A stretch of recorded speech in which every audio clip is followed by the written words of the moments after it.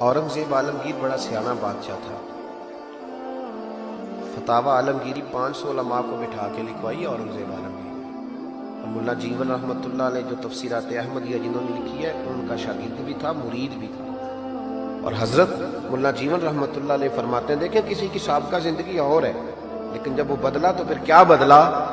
फरमाने लगे कि एक दिन फजर की बारिश तेज हो रही थी, तो मैं फजर की नमाज में लेट हो गया, तो मेरे दिल में अचानक ख्याल आया, पता नहीं को मस्जिद में आया भी होगा कि नहीं आया होगा, लेकिन फरमाते हैं जब मैं पहुंचा तो वक्त का बादशाह औरंगजेब आलमगीर मुझसे पहले पहुंचा हुआ।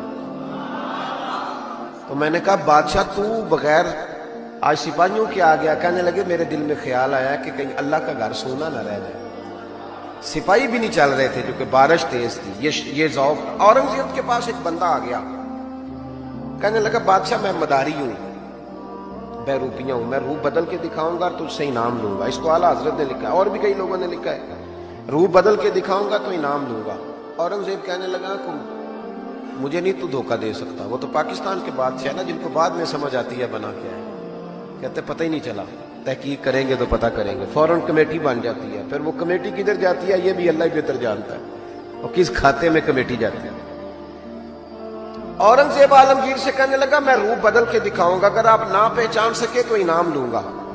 उसने कहा चलो ठीक है तजर्बा कर लो, मैं बड़ा इनाम दूंगा। औरंगजेब एक दिन सफर पे निकलने लगे जिहाद पे, तो फकीर आया करते थे बादशाहों से मांगने। उसने भी मुंह सारी मूंछें और दाढ़ी साफ कर ली और चेहरे पे स्याही मार ली, कपड़े फटे पुराने पहन लिए। बादशाह घोड़े पे गुजरने लगा तो भिखारियों ने अपने अपने प्याले आगे किए। उसने किसी को 5 रुपए दिए, किसी को 2 रुपए दिए। जब बहरूपी आया तो औरंगजेब ने 10 रुपए दिए। कहने लगा तेरे आने जाने का कराया मैंने तुझे पहचान लिया, कुछ करके आ अगर कुछ करना है तो। थोड़े दिन के बाद बादशाह ने कहा कि मैंने फौजी भर्ती करने, दौड़ लगाने वाले लड़के चाहिए। उसने भी जरा मूछें बड़ी कर ली और लड़कों के बीच दौड़ लगाने लगा। बादशाह ने कहा वो जो नौजवान दौड़ रहा है उसे बुलाओ।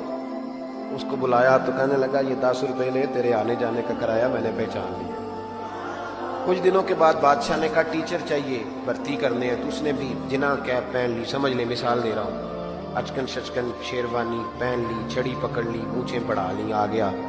2-3 बंदों का इंटरव्यू हुआ। इसकी बारी आई तो औरंगजेब कहने लगे 10 रुपए दे, ले और निकल जा, मैंने तुझे दलील क्या है। हुजूर ने फरमाया इत्तकू फिरासतिल मोमिन फइन्नहु यंजुरु बिनूरिल्लाह औ कमा क़ाल नबी सल्लल्लाहु अलैहि वसल्लम रवाहु तिरमिज़ी।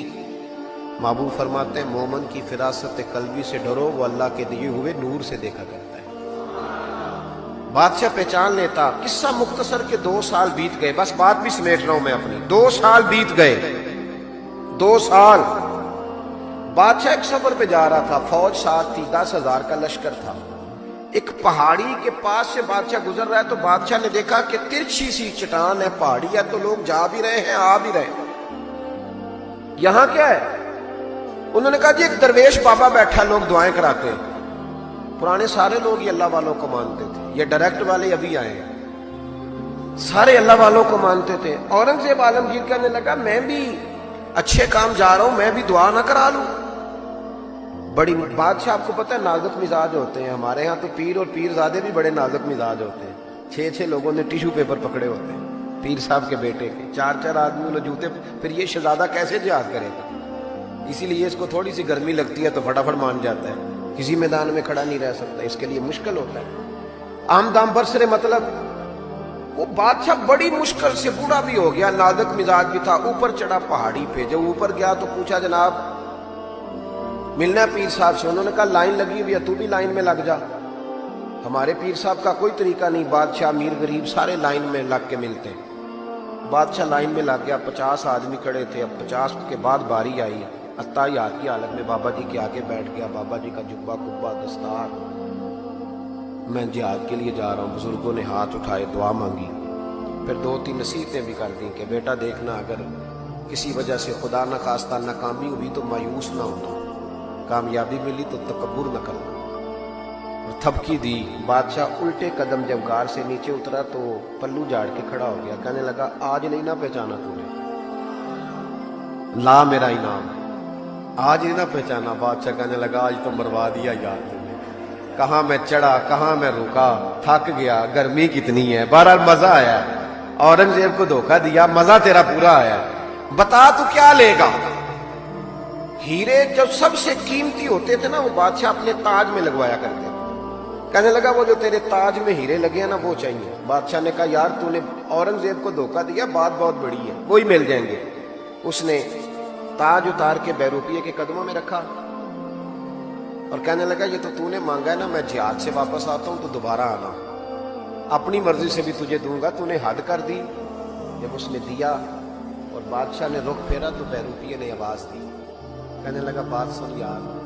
बादशाह ने चेहरा बदला तो कहने लगा अपना ताज ले जा, जरूरत नहीं। उसने कहा तुझे क्या हुआ? कहने लगा नहीं जरूरत, ले जा। बात क्या है, 2 साल हो गए तुझे मेहनत करते, तूने कितने रूप बदले और आज मिला है तो तू कहता जरूरत नहीं।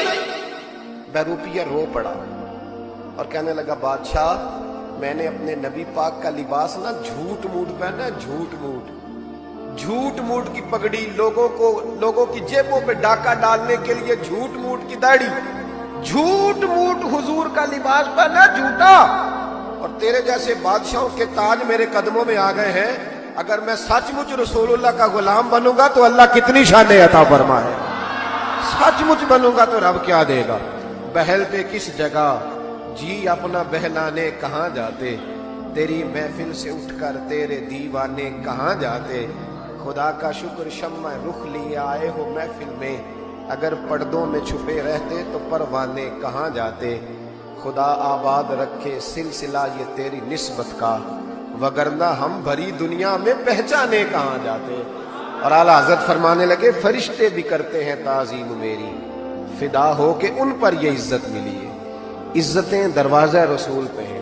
बाकी कोई शख्स कहता है मैं दौलत के बलबोते पे इज्जत हासिल कर लूँ तो वो तेरी दौलत की इज्जत है, तेरी ज़ात की नहीं। जो कहता है मैं कुर्सी के बलबोते पे इज्जत हासिल कर लूँ तो मियाँ जब तक तू कुर्सी में है तब तक तेरी इज्जत है। जो शख्स कहता है मैं किसी के 7 लाख की इज्जत हासिल कर लूँ तो उसकी जाती एक इज्जत जाती है।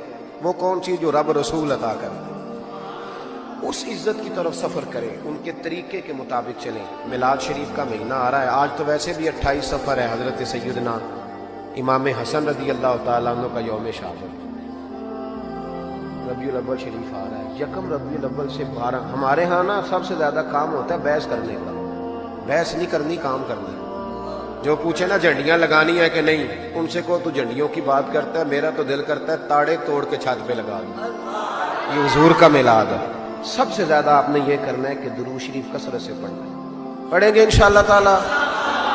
नहीं वादा नहीं ले रहा, वादा नहीं, आपने अपने लिए पढ़ना है। तस्बीह ले ले। कोई बंदा कहे ना दिखावे के लिए पढ़ा तो क्या, यार ठीक है दिखावा से। तस्बीह हाथ में होती है तो मेरा तजर्बा है कि चलती भी रहती है। आप हाथ में रखें तो इंशाअल्लाह चलेगी भी। तो कोई कहे ना वे बड़ा बाबा तस्बीह को, ठीक है यार कोई बात, मुझे पढ़ने। एक तो आपने ये काम करना। दूसरे नंबर पे मिलाद शरीफ का जब लंगर पकाना है ना, जो 50,000 चौधरी दे उसकी सदारत नहीं रखानी महफिल मिलाद। जो मोहल्ले के गरीब लोग हैं उन्हें फ्रंट सीट पे बिठाना। हमारी महफिल मिलाद में भी जिसके हाथ में लोटों की दत्ती होती है उसका सारा कुछ होता है। गरीब मिलाद की महफिल में भी पीछे बैठते हैं। जिनके कपड़े मैले उन्हें आगे बिठाओ ताकि पता चले कि नबी पाक इन लोगों को इज्जत देने तशरीफ लाए। और जब आप चावल तकसीम करें ना तो जो चौधरी साहब होते हैं वो उलमा के साथ खाना खा रहे होते हैं। तो गरीब कहते हैं ओए तू 2 शापर ले गए, मेहरबानी करें गरीबों को बिठा के लंगर दें और हो सके तो उनके घरों में पहुंचा के कोशिश फरमाएं, मिलाद में इज्जत दें। और तीसरी बात, नबी पाक ने सबसे ज्यादा बेटियों की बात की है। मेरा मशवरा है कि छोटी बड़ी ईद बेशक बेटी को ना दिया करो, ईद मिलाद पे जोड़ा जरूर दिया करो बेटी, ईद मिलाद पे जोड़ा दिया करो। और भाइयों याद रखो, अपनी बीवी को बंदा लाख रुपया भी दे तो वो इतनी तारीफ नहीं करती, वो कहती है सारा जमाना देता है।